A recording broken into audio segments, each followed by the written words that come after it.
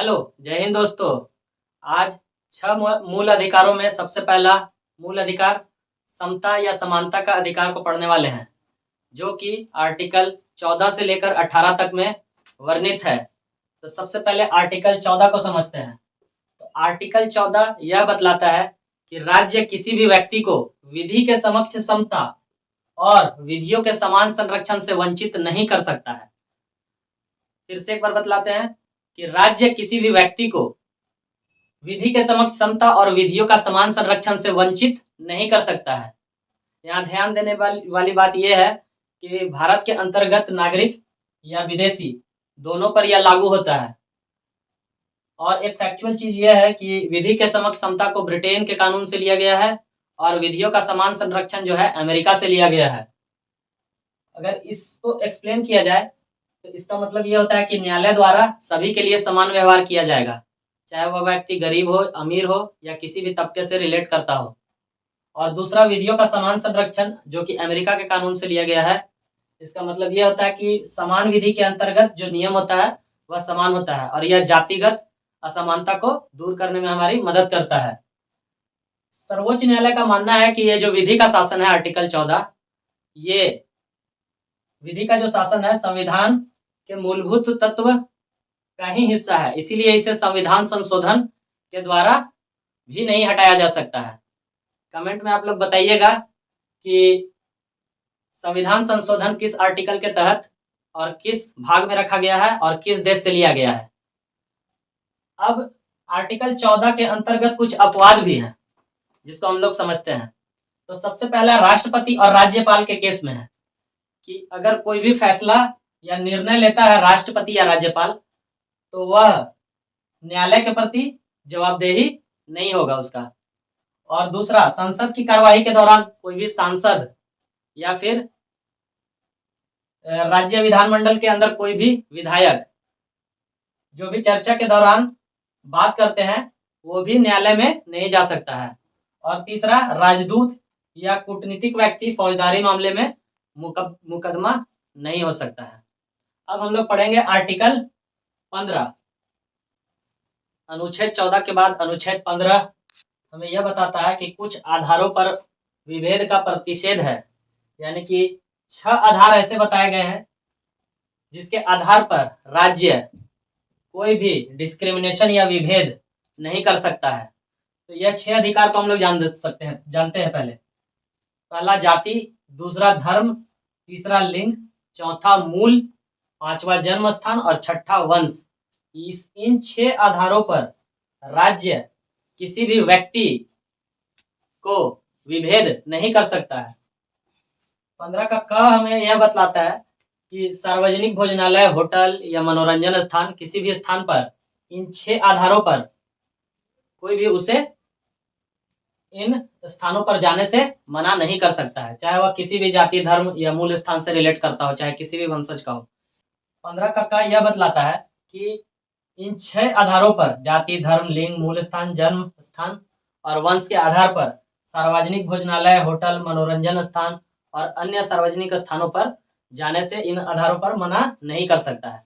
अगर ऐसा राज्य करता है तो कोई भी व्यक्ति मूल अधिकार के अंतर्गत सीधे सर्वोच्च न्यायालय या उच्च न्यायालय जा सकता है। 15 का ख में यह बतलाता है कि राज्य द्वारा वित्त पोषित यानी सरकारी कुआं हो, तालाब हो या घाट हो, ऐसे स्थानों पर भी जाने से मना नहीं किया जा सकता है। जिस तरह से आर्टिकल 14 के अपवाद थे, उसी तरह से आर्टिकल 15 या अनुच्छेद 15 के भी अपवाद हैं। जैसे राज्य या सरकार बच्चों और महिलाओं के केस में स्पेशल कानून बना सकता है। जैसे 14 वर्ष से नीचे के बच्चों के लिए निःशुल्क शिक्षा की व्यवस्था की गई है। उसी तरह से महिलाओं को आरक्षण दिया जाता है नौकरियों में। एसटी, एससी या ओबीसी को भी विशेष आरक्षण दिया गया है। और अभी करंट में 2019 में मोदी गवर्नमेंट 103 संशोधन 2019 के तहत जनरल कैटेगरी के जो कमजोर वर्ग के परिवार हैं उन्हें सरकारी नौकरियों में 10% का आरक्षण दिया है। वह भी ये अनुच्छेद 15 का ही अपवाद में रखा जा सकता है। अब हम लोग आर्टिकल 16 की ओर बढ़ते हैं। तो अनुच्छेद 16 पढ़ेंगे। अनुच्छेद 16 यह बतलाता है कि लोक नियोजन में अवसर की समता हो, यानी कि गवर्नमेंट जॉब में हर किसी को समान अवसर प्रदान करे। अनुच्छेद 16 यही सुनिश्चित करता है। इसके भी अपवाद है, जैसे किसी भी विशेष रोजगार के लिए निवास की शर्त आरोपित कर सकता है कोई भी राज्य, जैसा कि आंध्र प्रदेश और तेलंगाना कर रहा है अभी करंटली। दूसरा अपवाद यह है एसटी, एससी, ओबीसी आरक्षण, और तीसरा ईडब्ल्यूएस आरक्षण भी इसके अपवाद है। अब हम लोग पढ़ते हैं आर्टिकल 17। अब देखते हैं अनुच्छेद 17।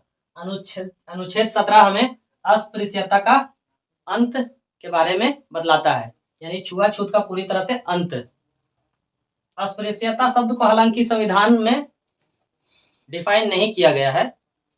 अस्पृश्यता अपराध अधिनियम 1955 का नाम बदलकर अब नागरिक अधिकारों की रक्षा अधिनियम 1976 कर दिया गया है। अनुच्छेद 18 जो है समानता का अधिकार का सबसे अंतिम अधिकार है।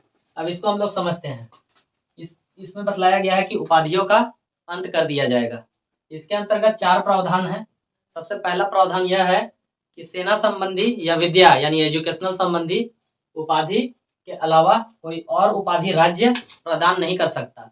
दूसरा यह है कि भारतीय नागरिक विदेशी राज्य से कोई भी उपाधि नहीं ले सकता है। तीसरा, कोई भी भारतीय जो विदेश में रह रहा हो वहां पे कोई भी उपाधि विदाउट राष्ट्रपति के सहमति के नहीं ले सकता है। और चौथा उसी से रिलेटेड है, विदेशी राज्यों द्वारा कोई भी भेंट या उपाधि बिना राष्ट्रपति के सहमति के कोई भी व्यक्ति नहीं ले सकता है। अब यहाँ पे ध्यान देने वाली बात यह है कि राय बहादुर, राजा साहब या महाराजा पहले के समय में कोई भी उपाधि जो लेते थे, इसका पूरी तरह से अब अंत कर दिया गया है आर्टिकल 18 के तहत। पद्म पुरस्कार 1996 में सुप्रीम कोर्ट ने इसको उचित ठहराया है और इसके संबंध में यह बताया है कि यह पुरस्कार नहीं बल्कि यह उपाधि है, इसीलिए यह उचित है। इसमें और एक बात ध्यान देने योग्य बात यह है कि पद्म पुरस्कार को कोई भी उपसर्ग के रूप में उपयोग नहीं कर सकता है। जैसे कोई भी व्यक्ति है, जैसे लता मंगेशकर हो या सचिन तेंदुलकर हो, तो अपने नाम के आगे पद्मश्री सचिन तेंदुलकर नहीं लगा सकता है, यह संविधान का उल्लंघन होगा।